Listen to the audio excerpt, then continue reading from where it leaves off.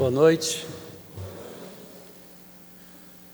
É estranho estar de pé essa hora da noite, porque eu ando dormindo muito cedo e em vez de vestir pijama, hoje eu vesti terno, então a gente acorda muito cedo também,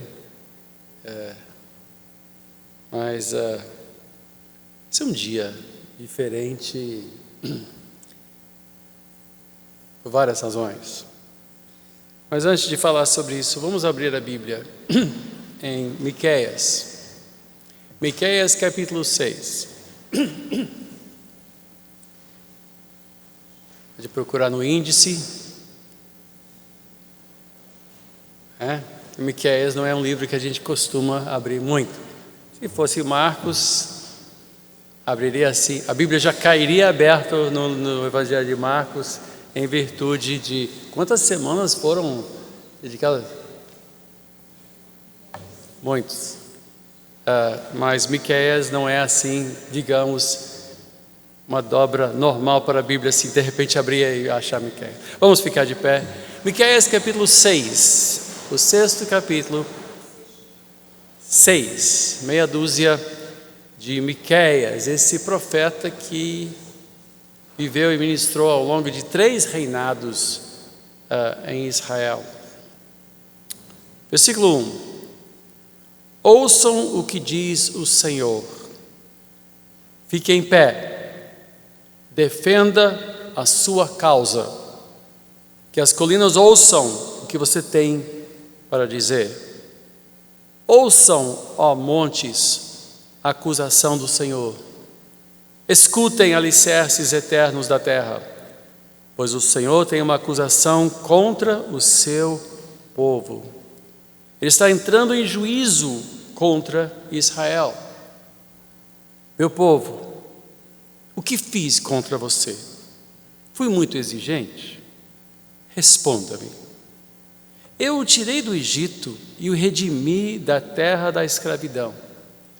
Enviei Moisés, Arão e Miriam para conduzi-lo.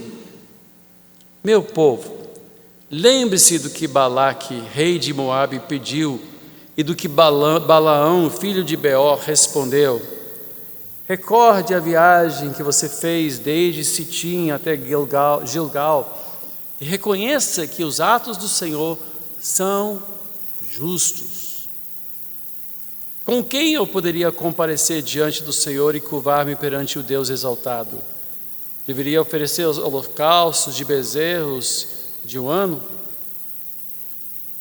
Ficaria o Senhor satisfeito com milhares de carneiros, com 10.000 ribeiros de azeite? Devo oferecer o meu filho mais velho por causa da minha transgressão, o fruto do meu corpo por causa do pecado que eu cometi? Ele mostrou a você, ó homem, o que é bom e o que o Senhor exige.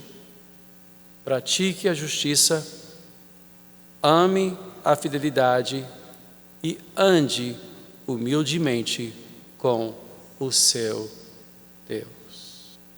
Oremos. Nosso Deus e Pai, eu peço ajuda ao abrir esta palavra e procurar entender e trazer todos ao entendimento da sua aplicação às nossas vidas e a este dia em particular. Ajuda-nos, Senhor, a ouvir o que o Espírito de Deus tem para nos dizer como uma família, como uma igreja. Em o nome de Jesus. Amém. Amém. Podemos sentar.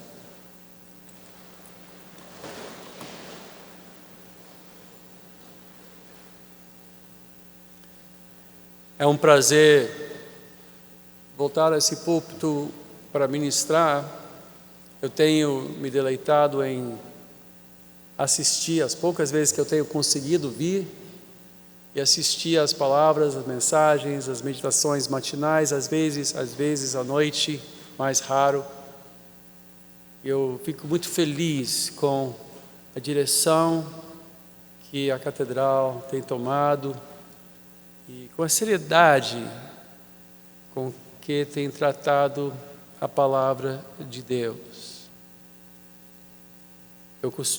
Agora eu tenho saído muito para pregar entre as nossas igrejas, tenho me alegrado muito em ver o vigor das nossas igrejas ao redor do Rio. Tenho várias viagens já planejadas para esse ano que vem, várias saídas, estarei ministrando, como falei. Mas hoje, como já falamos, é um dia diferente. Muito embora seja domingo e amanhã será segunda-feira. Por um lado, é um dia normal, como outro qualquer, mas por outro lado, nem tanto. Porque estamos vivendo um momento emblemático, um momento que nos causa e nos provoca e nos chama para uma certa reflexão. Muitos costumam usar esse dia para olhar para trás, contabilizar as suas vitórias e também as suas derrotas ou talvez as suas perdas. Muitos se lembram dos que se foram, não estão mais conosco durante este ano de 2017. Outros já têm muito que agradecer, porque como já foi falado, até aqui o Senhor tem nos ajudado e começamos eu tenho acompanhado muito, pois a minha congregação é uma congregação de pastores e bispos. Eu pastoreio literalmente 250 pastores e bispos e com intercessão diária e acompanhando, e alguns correram perigo de vida, outros fizeram cirurgias com risco altíssimo de vida, outros. Então, nós podemos contabilizar várias vitórias, mas eu também tenho orado pelos que estão desempregados aqui na catedral e tenho orado por situações que surgem, estou sabendo a respeito, tenho acompanhado, digamos, indiretamente, e eu agradeço a Deus pela sua provisão, pela sua misericórdia e pelas respostas à oração concretas que nós temos visto. Mas foi um ano difícil, muito difícil. Para alguns, mais difícil do que para outros. Mas, no geral, poderíamos dizer que, embora tenha sido um ano difícil, dificílimo para a nação, estamos de pé e Deus tem nos ajudado, nos auxiliado e nos protegido. Eu oro pela proteção. Todo domingo de manhã, antes do sol nascer, estou orando para que cada um de vocês cheguem na igreja em segurança e voltem para casa em segurança. Já orei por isso hoje e todos aqui chegaram em segurança? Todo mundo está em segurança? Então tá bom. Já orei pela sua volta para chegarem em casa em segurança, porque segurança é um assunto muito presente nos nossos dias. É um cuidado real. Enquanto muitos olham para trás, e quase todos nós vamos fazer isso, tanto cristãos como não cristãos, muitos já olham para frente, não da mesma maneira, é claro, porque muitos vão agora consultar e vão, se não consultar, pelo menos por curiosidade, ouvir o que os muitos videntes vão dizer sobre 2018, o que vai acontecer com Lula, o que vai acontecer com a eleição, o que vai acontecer com a Lava Jato, o que vai acontecer conosco.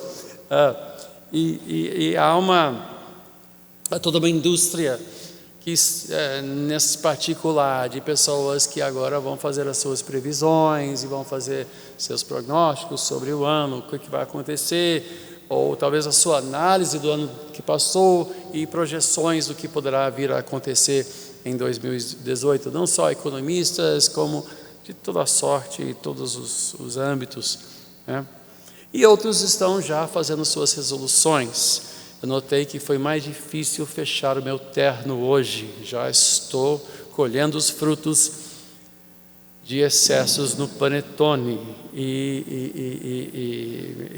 eu não sei se eu sou o único, mais alguém sentiu, então já estamos fazendo resoluções para o ano, a começar por uma dieta emergencial a partir de amanhã ou depois de amanhã, não sei, depende, se ainda tiver ossinhos para enterrar, talvez começando quinta-feira, vai lá, então se ainda tiver pedaço de panetone sobrando no armário, então será depois do panetone, né? Dietas, projetos novos, juras de mudanças que serão implementadas certamente desta vez vai dar certo. Então, muitos estarão fazendo essas resoluções, fazendo essas promessas de melhorar de vida, de finalmente aprender a falar francês ou alguma coisa assim, sei lá. Você, enfim, muitos assim, tem aquele projeto que está na prateleira há séculos e agora você pensa, agora vai. E, enfim. Para o cristão, o importante não é olhar nem para frente nem para trás, muito embora a época nos convida a fazê-lo, pois nós somos afetados por esses dias. Esses dias nos chamam para isto, e por que não aproveitar? Mas, de modo cristão, o mais importante agora é de olhar não tanto para trás, nem tanto para frente, mas sim olhar para cima. Olhar para cima. Olhar para tudo que Deus fez, para o que Deus está fazendo e para o que Deus continuará a fazer. E mais importante, perguntar: Senhor, o que queres de nós? O que queres de nós? Miqueias, um profeta em Israel,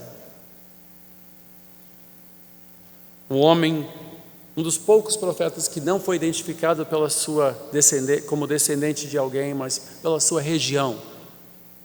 Ele foi identificado como o profeta da região. Israel era uma terra pequena, cercada por superpoderes. Para o sul havia o grande reino do Egito. Hoje em dia você vai para o Egito, tem as pirâmides, mas não é nem a sombra do que foi um dia. O Egito foi uma terra gloriosa, com um exército imenso. Logo para o norte, com o capital em Damasco, Síria. Também um reino muito forte, bem mais forte do que Israel. Para o nordeste, indo um pouquinho além da Síria, bem mais além, tinha a Síria, com capital de Nínive, aquela cidade para a qual Jonas foi chamado para profetizar. E ao sul de Assíria, bem ao leste de Israel, mas com uma certa distância, Babilônia. E em comparação a qualquer um desses reinos, Israel era apenas um territóriozinho, um corredor, quase que um pedacinho de chão a ser atravessado a caminho de outros reinos. E esses reinos, volta e meia, entravam em guerra, e para sobreviver desses reinos, Israel se via constantemente tentado a fazer alianças. Agora, a única esperança que Israel tinha, de fato, era o milagre. Era um milagre. A sua sobrevivência dependia de um ato soberano de Deus para mantê-lo livre de serviço escravo e de conquista e de ser devastado por um desses reinos. Alguns dos reis confiaram em Deus, mas outros não confiaram e acharam por bem se garantir fazendo aliança com um dos outros reinos. Como é que eles faziam aliança com? Por exemplo, disseram: bom, lá vem a Síria, vamos para o Egito, vamos pedir que o rei do Egito, o faraó, nos ajude. Como é que eles faziam isso? Como é que eles faziam alianças antigamente? Eles faziam alianças casando com uma das muitas filhas do rei com quem queriam fazer aliança. Só que com a filha do rei, do faraó, vinha também toda uma comitiva e todo um sacerdócio de um Deus que não era o Deus de Israel. E então tinha que montar um palácio, tinha que montar um templo e tinha que abrir espaço para o culto a deuses estranhos.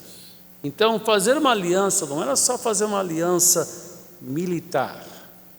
As alianças eram alianças que tinham um aspecto religioso como fundamento. Foi o grande problema de Salomão. Salomão, no fim da sua vida, cultuou a deuses estranhos porque ele tinha casado com tantas princesas de outros reinos. Eles já tinham uma aliança com Deus, Deus tinha feito uma aliança com eles, com promessas e com avisos. Lembre-se que o mero fato de Israel existir como uma nação foi fruto de um milagre. Eles tinham descido para o Egito para sobreviver a uma grande fome, e nós conhecemos a história de José abrigou a sua família na terra de Gósen, e lá Israel tinha se multiplicado ao ponto de se tornar uma grande nação que chegou até a assustar os egípcios. E os faraós que vieram depois, não conheciam José, acabaram oprimindo, escravizando, e depois de 400 anos tinha muito israelita. Deus os libertou da sua escravidão, os sustentou durante 40 anos no deserto com pão diário do céu, com água da rocha, proteção contra inimigos e a sua presença visível numa coluna de nuvem de dia e numa coluna de fogo à noite. Quando se prepararam para entrar na terra prometida, Deus abriu o Jordão, eles atravessaram, e desde a primeira batalha contra Jericó, milagre após milagre após milagre, eles conquistaram, mas conquistaram claramente com a ajuda de Deus. A própria existência de Israel já era a prova de que militarmente eles não precisavam de mais ninguém, porque Deus estava do seu lado. Deus estava do seu lado. Então, para fazer aliança com outro reino e para cultuar outros deuses, Israel teve que abandonar e trair a própria aliança que Deus tinha feito com o seu povo, quando os tirou do Egito. Tinham que negar o fator sobrenatural da sua própria existência, e com isto eles serviram aos Baals, serviram ao deus Moloque, para quem eles faziam sacrifício até dos seus próprios filhos, que eles lançavam no fogo, como parte de um ritual macabro, para poder aplacar e conseguir a ajuda deste Deus de guerra. Deus fez promessas a Israel. Bastava que eles cumprissem os parâmetros da aliança e se mantivessem fiéis a Deus como seu único Senhor. Ele seria o povo de Deus, e Deus, o Criador dos céus e da terra, seria o seu Deus. Prometeu a eles prosperidade, prometeu a eles paz, prometeu a eles soberania nacional, prometeu a eles proteção contra todos os seus inimigos, e Israel simplesmente esqueceu. E não foi fiel, e não foi piedoso. Não tinham que reinventar nada, não tinham que procurar outros deuses, já tinham um Deus que se mostrou perfeitamente capaz de defendê-los, mas eles não foram fiéis a este Deus. Continuaram a orar para Deus, continuaram a fazer sacrifícios no templo também, mas para se garantirem, foram acrescentando a sua rotina religiosa outros deuses, e confiaram nesses outros deuses também. Há muitos cristãos que confiam em Deus também, mas acham que tem que se garantir de algum modo.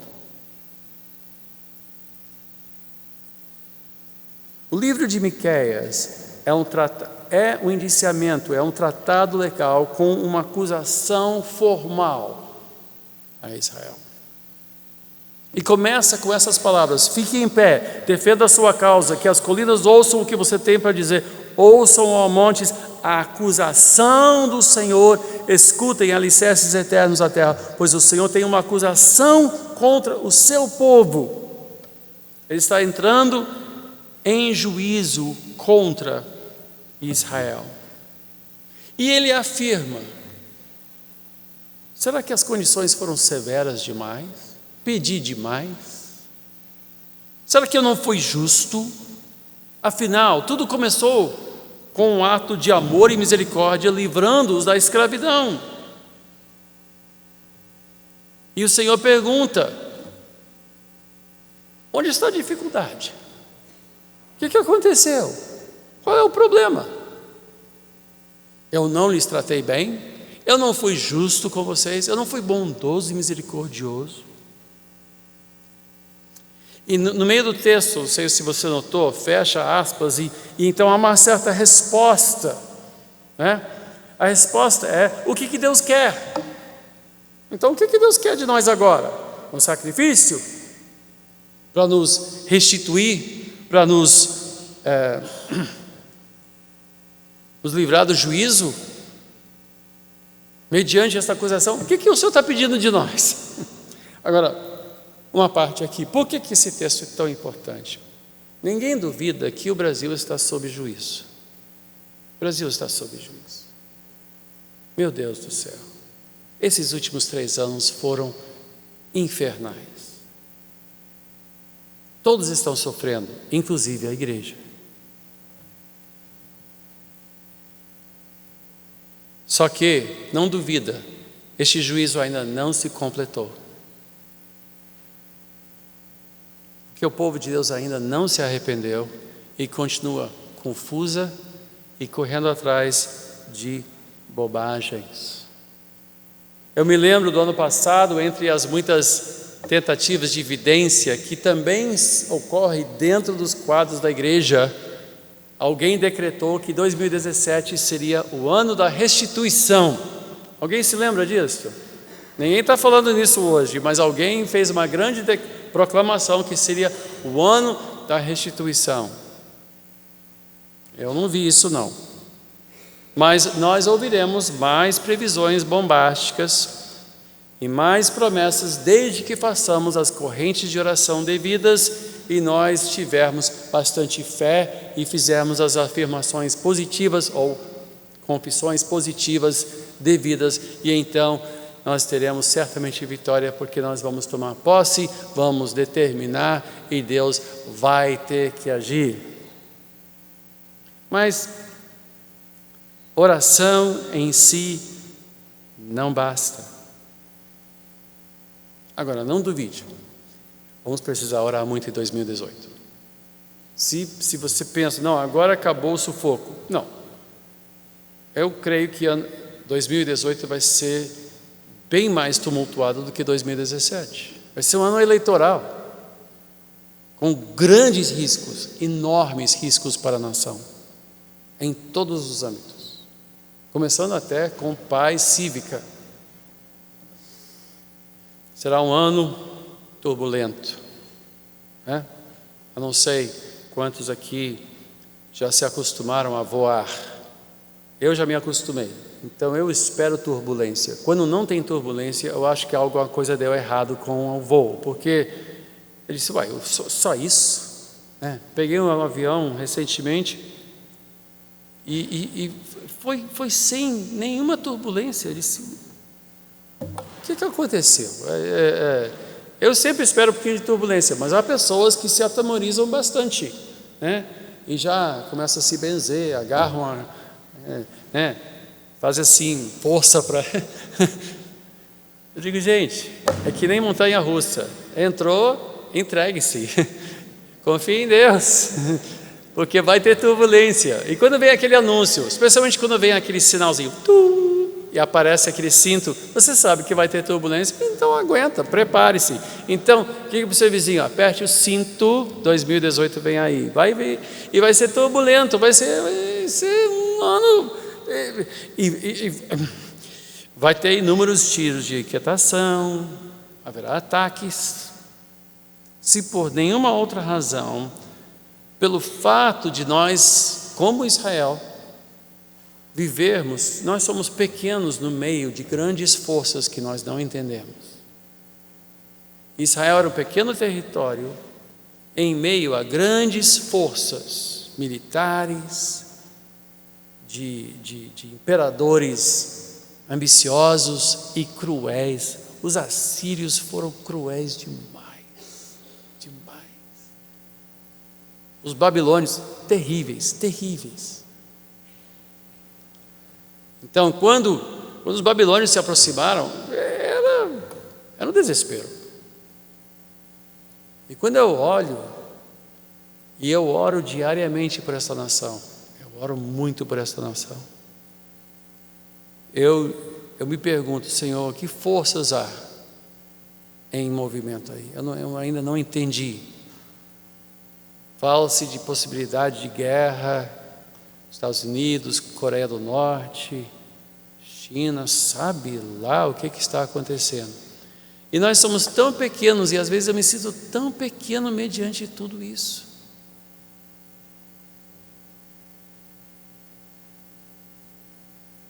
E eu sei que a igreja não tem se comportado bem. Não tem se comportado bem. A igreja, de modo geral, não tem buscado a Deus. Ainda estão correndo atrás de coisas que são mundanas. Igrejas que procuram fazer festa, igrejas que estão em concorrência umas com as outras. Nós vivemos aqui no Triângulo das Bermudas evangélica, aqui onde as igrejas parecem que, com balões dizendo, Deus ama você. Só falta outro botar um balão dizendo, não, Deus ama você, é aqui, é aqui. Porque é uma clara concorrência. Eu digo, meu Deus do céu, que coisa mais estranha.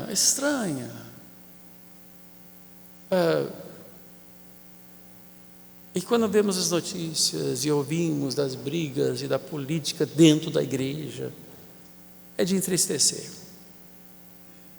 Mas muitos vão dizer, olha, vamos fazer essa corrente, vamos dar esta oferta especial, porque isso vai dar jeito de mudar a nossa sorte e tal. E creio que a acusação de Miqueias a Israel, em parte, também se aplica à igreja. Nós não podemos simplesmente transpor uma profecia para Israel de séculos atrás e dizer, não, isso agora, porque me foi revelado agora que isso se aplica a nós. Não, nós podemos abstrair desse texto um princípio. Quando o povo de Deus se mostra infiel aos princípios da aliança com Deus, e a aliança a qual nós fomos chamados é diferente da aliança de Israel. No entanto, há certos princípios que nós vemos aqui. O que Deus quer de nós? Porque não adianta apenas orar e continuar vivendo de qualquer maneira. Não adianta apenas fazer uma corrente e continuar vivendo de qualquer maneira. Então, como atravessar 2018? E como servir a Deus com fidelidade? 3 coisas ele diz, e vamos ler o texto novamente, no início. Miqueias 6, versículo 7, porque ele faz a pergunta, ficaria o Senhor satisfeito com milhares de carneiros, com 10.000 ribeiros de azeite, com uma semeadura de oferta, enfim, essas coisas? Devo oferecer meu filho mais velho por causa da minha transgressão, o fruto do meu corpo por causa do pecado que cometi? Aí a resposta vem, ele mostrou a você, ó homem, o que é bom e o que o Senhor exige. Isto aqui não é uma sugestão para resoluções de ano novo. Isso que Deus quer de nós. Quer de nós hoje.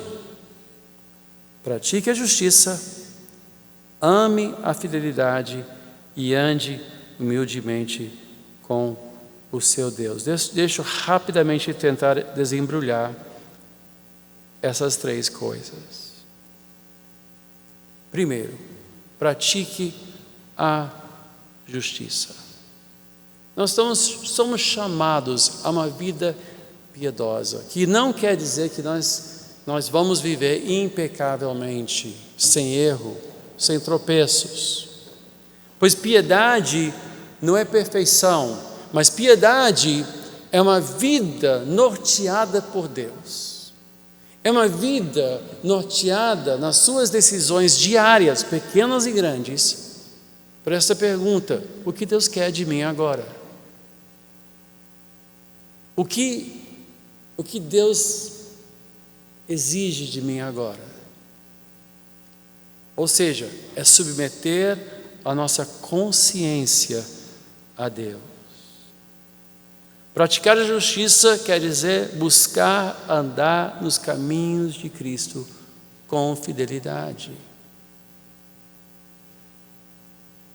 Desde uma resposta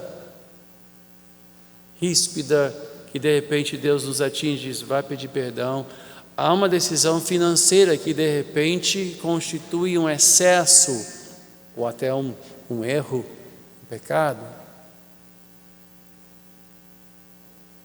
É submeter o nosso lazer a Deus, é submeter as nossas finanças a Deus, é submeter os nossos relacionamentos a Deus e pedir que Ele nos mostre como devemos nos conduzir. Ou seja, é abrir o seu coração para a ação do Espírito Santo, para te conduzir. Não necessariamente pedindo, Senhor, agora me mostra onde devo estacionar. Não, não é isso. Isso é bobagem. Não estou falando de esquisitice. Mas eu estou falando que quando boa parte das nossas decisões, no dia a dia, são quase que automáticas. Vou colocar manteiga na minha torrada, não vou colocar manteiga na minha torrada. A minha resposta é sempre sim, eu vou colocar manteiga na minha torrada. Eu não tenho nem que pensar sobre isso. Às vezes, talvez requeijão, mas isso não é uma decisão moral, a não ser que você saiba algo sobre requeijão que eu não sei. Nutricionistas já me avisaram que requeijão é a pior coisa que você pode comer na sua vida. Eu não sei, eu não quero saber por quê, mas porque eu gosto de requeijão.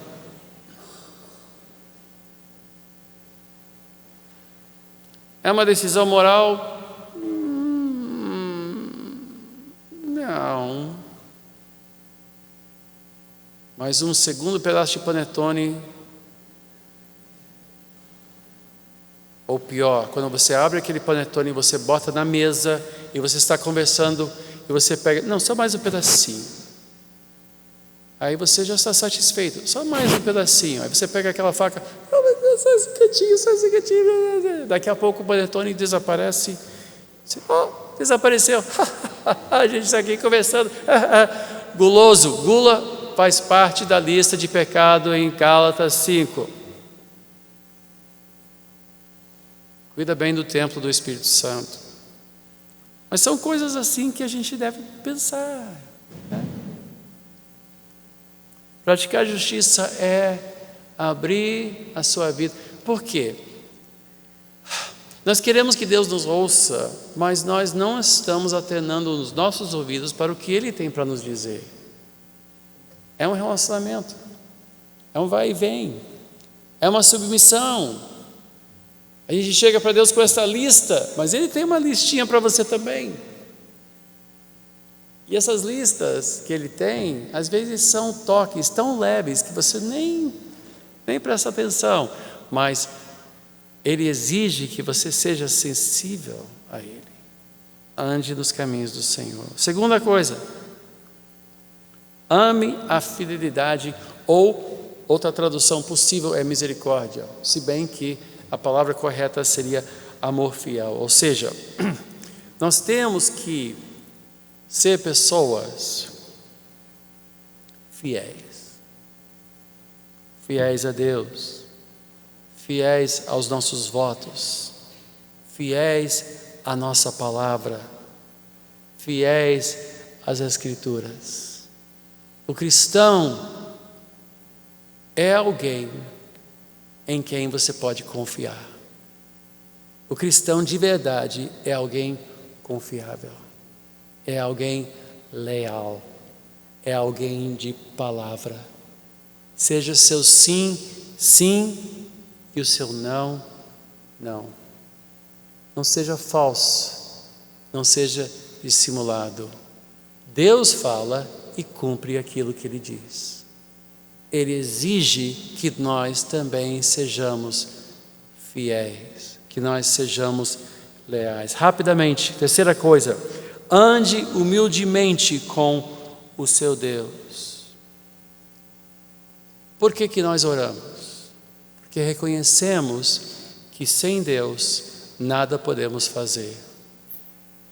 Sem Deus não há esperança para nós. É uma expressão de dependência.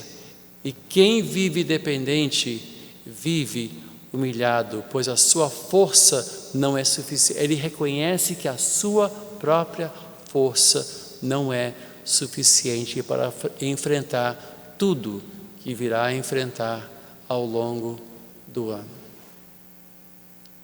É aquele que submete a sua vida verbalmente a Deus e pede a ajuda de Deus. Quem não ora não está vivendo humildemente perante Deus. É impossível manter uma postura de orgulho perante Deus quando você dobra o seu joelho e pede o pão de cada dia. Impossível. Mas é também viver nas Escrituras, submetendo a sua vida à verdade de Deus, deixando que a sua mente seja encharcada de um modo cristão de pensar, de um modo bíblico de avaliar, de ver a vida. Tanto na oração, submetendo a sua vida a Deus, verbalmente, como na leitura, submetendo os seus pensamentos e a sua mente a Deus. Você está se humilhando, você está aceitando que você não é esperto o bastante, forte o bastante, virador o bastante para poder continuar, pois você precisa dele. Jesus disse: sem mim nada podeis fazer. Se você ora, é porque você crê nisto. Se você não ora, é porque você ainda retém um orgulho de autonomia, de independência, de se achar suficiente para o que vier. A pessoa humilde ora. A pessoa humilde pede. Eu tenho um cachorro. Ele é muito humilde quando tem fome. Ele chora. Ele vem. Ele põe as patinhas no meu colo e olha para mim com aquele rostinho, com aqueles olhos.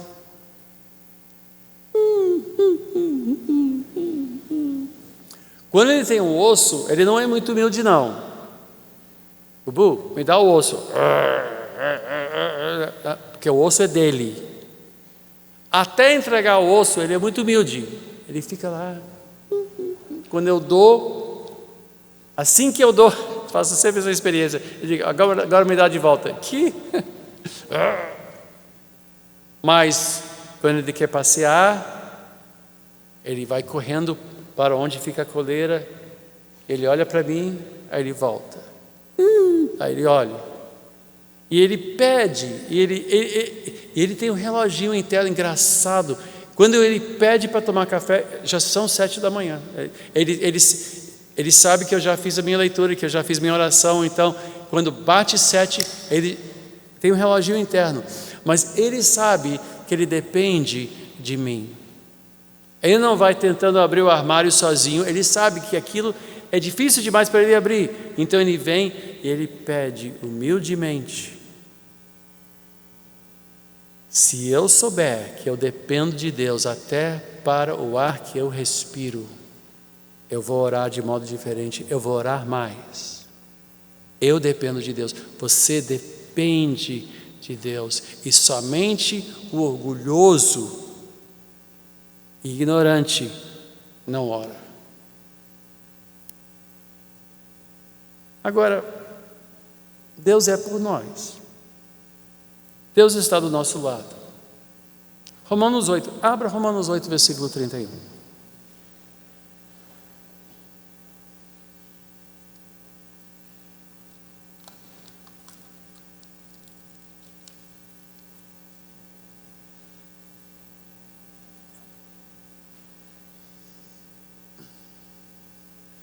Romanos 8, versículo 31 diz: que diremos, pois, diante dessas coisas? Eu não tenho tempo para ler as coisas perante as quais estamos diante, mas vamos ver só esses dois versículos. Que diremos, pois, diante dessas coisas? Se Deus é por nós, quem será contra nós? Nem Egito, nem Síria, nem Assíria, nem Babilônia, nem o PT, nem o PMDB, nem quem quer que seja. Aquele que, olha só a lógica, aquele que não poupou o seu próprio filho, mas o entregou por todos nós, como não nos dará juntamente com ele e de graça todas as coisas? Veja, Deus libertou Israel do Egito, entregou para eles uma terra prometida, fez uma aliança e disse: seja fiel a mim. É complicado isso? Não é. Não é. Não sirva a outros deuses. Não tenha outro Deus perante mim. Não faça imagem de outros deuses. É complicado isso? Não é. Estava escrito na pedra, literalmente. É complicado. Nós agora temos uma nova aliança. A nossa libertação não foi do Egito, mas do pecado. Do pecado. E Ele promete não só perdão dos nossos pecados, como também cuidar de nós. Jesus disse em Mateus 6, olha os lírios do campo, Deus veste-os, são mais gloriosos do que Salomão em toda a sua glória, as aves do céu Ele alimenta. Quanto mais nós valemos do que isso, então busque em primeiro lugar o reino, e o resto Ele vai te dar. É complicado isso? É difícil demais isso? Não é. E aqui vem a promessa. Ele já demonstrou que Ele pode qualquer coisa, nos livrando do nosso maior problema, que é a perdição eterna, uma eternidade no inferno. Ele já livrou. Só que nem todos que confessam Cristo vivem como se fossem de Cristo, achando que vão achar a sua alegria, realização, enfim, com outros deuses, com outros ídolos, com outros prazeres. Fazem culto, fazem festa, fazem correntes, mas não cultivam uma vida de piedade. E é isto que Deus exige de nós. 3 coisas Ele exige de nós: vivermos piedosamente, vivermos perante a face de Deus. Por que a gente serve a ceia toda semana? Para não esquecer que nós fomos comprados a grande preço. Para não esquecer que a nossa vida não nos pertence, nós fomos comprados. Para não esquecer que isso aqui não é um clube, nós fomos comprados e nós somos servos do Deus Altíssimo, porque Ele nos salvou da morte e da perdição. O que Ele exige de nós é o mesmo que Miqueias relata na sua profecia. 3 coisas. 3 coisas. O que são? Pratique a justiça. Procure ser correto. Procure agradar a Deus. Submeter as decisões pequenas e grandes a Deus. Ame a fidelidade. Seja fiel, seja leal a Deus. Seja leal àqueles com quem temos votos, leal à família de fé, leal à sua própria família, leal aos seus amigos, leal a Deus, e ande humildemente, seja deliberadamente humilde na presença de Deus, dizendo: Senhor, nada posso. E é por isso que Ele nos ensinou a pedir até o pão de cada dia. Não, mas eu tenho aplicações. Não, até o pão de cada dia. Nós não sabemos o dia de amanhã. Não sei quantos têm a idade aqui de se lembrar do plano Collor. Quem teve dinheiro roubado pelo Fernando Collor de Mello aqui? Eu tive. Poucos. De repente só tinha 50 cruzeiros em cada conta. Uns roubados. Ele diz: não, está tudo garantido, tá, porque estou seguindo as instruções da Empíricos. Isso não é garantia, não.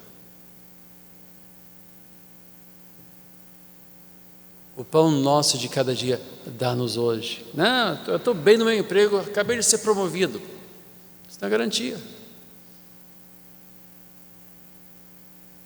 A única garantia é o quê? A única garantia. Que diremos, pois, diante dessas coisas? Se Deus é por nós, quem será contra nós? Se Deus é por nós. Se Deus é por nós. Deus é por nós. Mas eu ouso dizer que isso não se aplica a toda a igreja hoje. Não se aplica a todos que se dizem cristãos hoje. Há cristãos contra quem Deus ainda tem um indiciamento a fazer. A acusação que Miqueias fez se aplica a muitos setores da igreja hoje. Não tem havido fidelidade aos princípios elementares da fé cristã. Pessoas andam inventando e tentando reinventar a fé. Ao invés de servirem a Deus, estão servindo apenas a seus próprios interesses. E como Tiago mesmo disse: não tem porque não pedis. E quando pedis mal, para quê? Para apenas satisfazer a seus maus desejos. Não submetemos os maus desejos a Deus. Então, esse ano, eu sei que estou falando para uma igreja séria, para um povo bem pastoreado, e eu estou, de certa forma, chovendo no molhado, mas essa palavra veio a mim, não inicialmente para vocês. Essa palavra eu levei para o Presbitério Nacional da Igreja Cristã Nova Vida, há 2 semanas atrás, foi.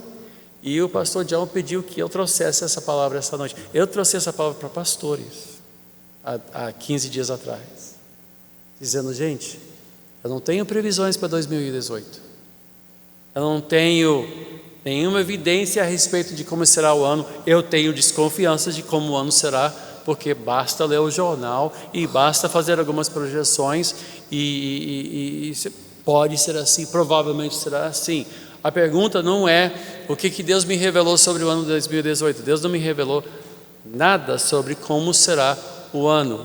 Ele me falou, e eu creio que isto é uma palavra de Deus. Como eu devo ter uma atenção redobrada nesses três quesitos, nessas 3 coisas que Deus exige de mim.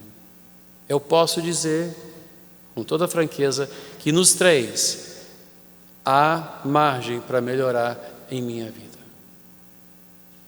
Eu tenho margem para melhorar, de eu andar mais intencionalmente nos caminhos da justiça de Deus, de eu ser mais leal à palavra de Deus, de eu ser mais humilde perante a face do Senhor. Essas 3 coisas. Que Deus nos ajude, cada um, a guardar essa palavra e colocá-la em prática. Vamos orar. Amado Deus e Pai, reconhecemos que nós fomos comprados a grande preço, não nos pertencemos, mas a Tua misericórdia nos alcançou. Fomos libertos do poder do pecado. Nós podemos deitar a nossa cabeça no travesseiro e pegar no sono, porque Tu estás conosco. Fomos perdoados, fomos agraciados com o Teu amor que foi derramado abundantemente no nosso coração. Amanhecemos a cada dia com esperança no coração. E quando as coisas ficam difíceis, sabemos que somos ouvidos por Ti. Senhor, ajuda-nos a viver, guia os nossos passos nas veredas da justiça por amor a Teu nome. Perdoa os nossos muitos pecados. Perdoa aqueles que pecaram contra nós. Dá-nos o pão de cada dia. Não nos deixes cair. Livra-nos do mal. Pois Teu é o reino, o poder e a glória para sempre.